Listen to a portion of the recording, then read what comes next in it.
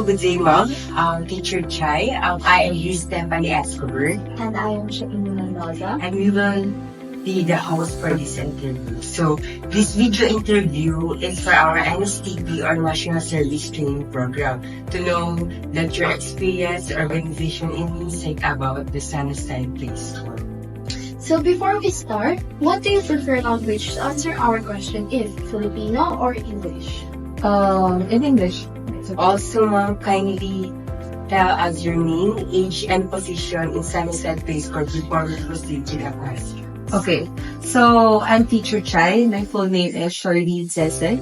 I just turned 30 this year, and I am the school administrator of Sunnyside Place School. So, for the first questions, what is the mission and philosophy of Sunnyside Place School? Okay, that's a very good question. So a lot of schools here in the Philippines, they opted not to have like a clear mission and vision in school. But us, before I started Sunnyside, I have this vision and mission and even philosophies in mind that I want to follow. So first is my mission, the Sunnyside Place School's mission is for us to be able to cater children ages 2 to 4 or even sometimes 1 to 4 with all the needs and with all the individual needs that they have, and also to create a safe and nurturing environment for them. In terms of philosophy, we also follow to provide play-based learning. So when I say play-based learning, all our activities are centered into different play activities. But with these play-based activities, we also incorporate different academic learning experiences, and also we try to target all the domains in their developmental milestones such as cognitive skills. We also have language and communication skills. We also have physical skills, social, emotional, and other domains that are very important for early childhood. So thank you for that wonderful answer, Teacher Chai. So for our next question, what inspired you to start Sunnyside Place School and how did it all begin? Okay, so ever since I graduated in QC, I took up masters in LaSalle. I didn't have any dream of having my own school. Maybe just in passing, I thought of, maybe it's good to have a school, it's good for business, and then it's good to have teachers under me that I could train and help. And then I had a lot of experiences in different schools as a teacher and an employee. And then I thought of, I realized that there are a lot of teachers. First, there are a lot of teachers that are not very well trained in the schools that I worked for before. So I wanted to be a good example to the future teachers or generation of teachers. So I thought of maybe doing or like building my own school would help me achieve that. Second is during the pandemic. During the pandemic, I have some students that are 2-year-olds by then that wanted me to homeschool them. The parents called me saying, Teacher Chai, I know it's the pandemic, you can't go out, there are restrictions, but can you homeschool the kids here in BGC? They will create a small play pod, and then 4 kids or 5 kids will be attending, and it's just going to be me. At first, I was hesitant because it's the pandemic, it's not safe.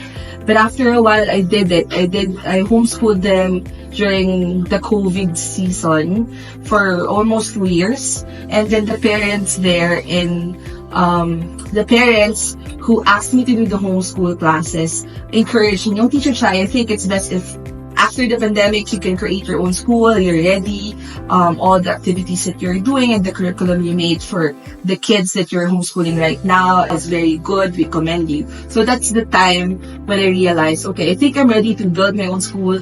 I already saved up a little to open a school, and I think I've already honed my skills as well, since I do all the homeschooling alone with different set of kids. Then that's where Sunnyside Play School started.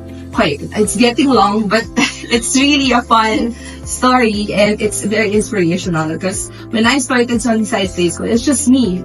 And a teaching aide.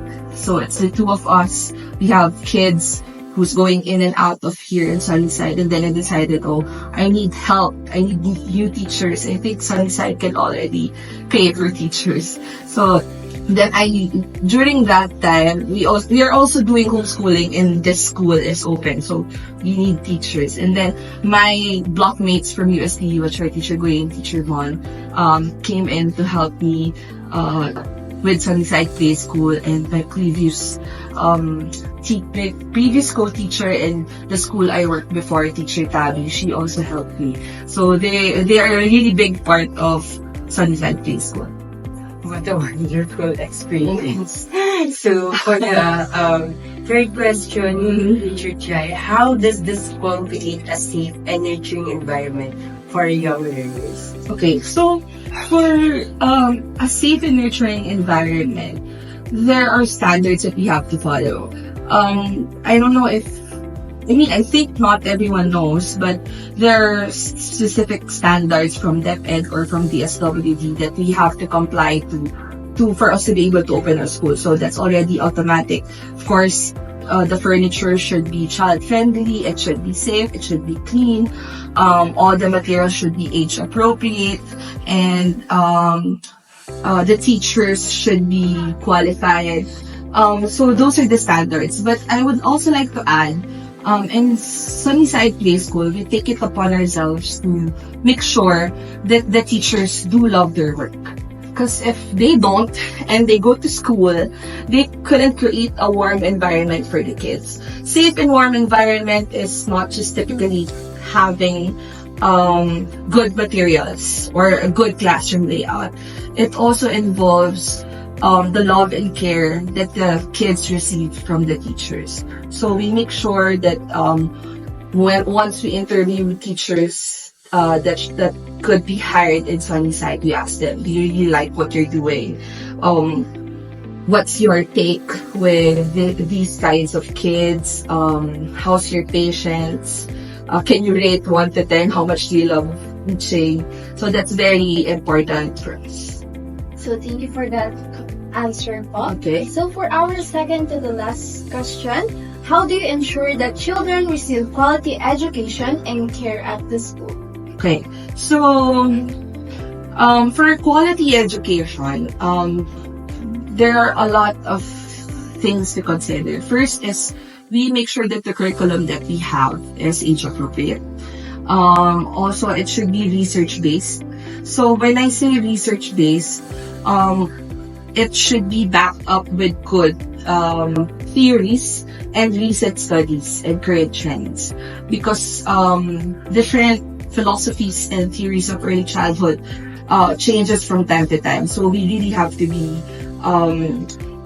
we really have to know what we're doing, and we have to learn while we're teaching. So I make sure to read a lot about it, to attend trainings as much as possible. The teachers in Sunnyside Play School, we also have annual trainings. So those are teacher trainings where they learn from different speakers and different teachers from education field.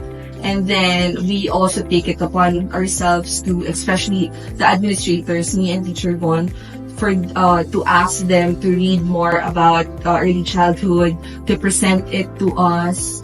And other than those, we also make sure that we are informed of the first aid trainings. Because, for example, if whatever happens here inside the classroom, we have to know how are we going to approach it.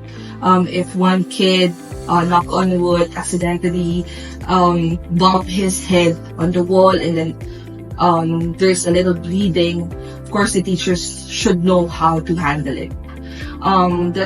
Those are just a few things we consider to provide a good quality education. But I think the most important thing that I would like to add on also is we do have assessments for each child. So we give individual activities for them according to the developmental age and the individual skills that they have. And then we also assess them from time to time. So when we assess them, that's the moment that we know if this kid needs more help in this domain, or if this kid is already excelling in this domain, what else can we do to make it more challenging to them?